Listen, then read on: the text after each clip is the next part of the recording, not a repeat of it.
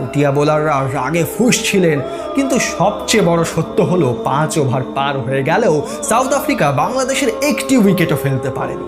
অষ্টম ওভারে এলো ম্যাচের অন্যতম সেরা মুহূর্ত। মাখায়া এন্টিনিকে অ্যাটাক করার জন্য তামিম ইকবাল ক্রিজ ছেড়ে বেরিয়ে আসলেন। একজন তরুণ ব্যাটসম্যান বিশ্বের 1 নম্বর দলের বোলারকে এভাবে চার্জ করবেন তা কেউ ভাবেইনি। পয়েন্টের ওপর দিয়ে 4। তামিমের এই কনফিডেন্স স্পষ্টভাবে একটা জিনিসেরই ইঙ্গিত দিচ্ছিল, সেটা হলো বাংলাদেশ আজ বড় কিছু করতে চলেছে।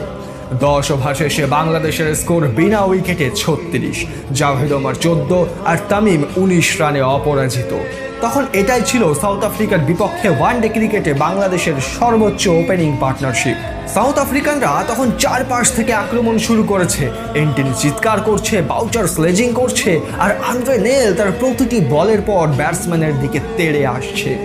জাভেদ ওমর পাথরের মতো দাঁড়িয়ে সব হজম করছিলেন, আর তামিম সুযোগ পেলেই বাউন্ডারি মেরে দিচ্ছিলেন। 13তম ওভারে বাউচার তামিমের একটা ক্যাচ মিস করলেন।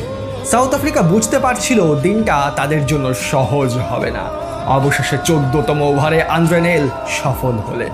41 বলের এক চরম ধৈর্যশীল ইনিংস খেলে জাভেদ ওমর যখন আউট হলেন, সাউথ আফ্রিকা ভাবলো এবার সব খেয়ে ফেলব।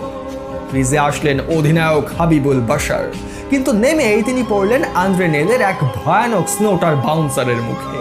বলটা সাপের মতো ফনা তুলে বাশারের গলার কাছে চলে আসলো। ওটা কেবল একটা বল ছিল না, ওটা ছিল একটা হুমকি। কিন্তু অন্য প্রান্তে তামিম ইকবাল তখন রীতিমতো রুদ্রমূর্তি ধারণ করেছেন। 15তম ওভারে বাংলাদেশের 50 রান পূর্ণ হলো। 17তম ওভারে ল্যাঙ্গেভেল্ডকে তামিম যা করলেন তা ক্রিকেট ইতিহাসে বিরল। একদম ক্রিজ ছেড়ে বেরিয়ে এসে ল্যাঙ্গেভেল্টের শর্ট বলটাকে যেন টেনিস ফোরহ্যান্ড শটের মতো গ্যালারিতে পাঠিয়ে দিলেন। শট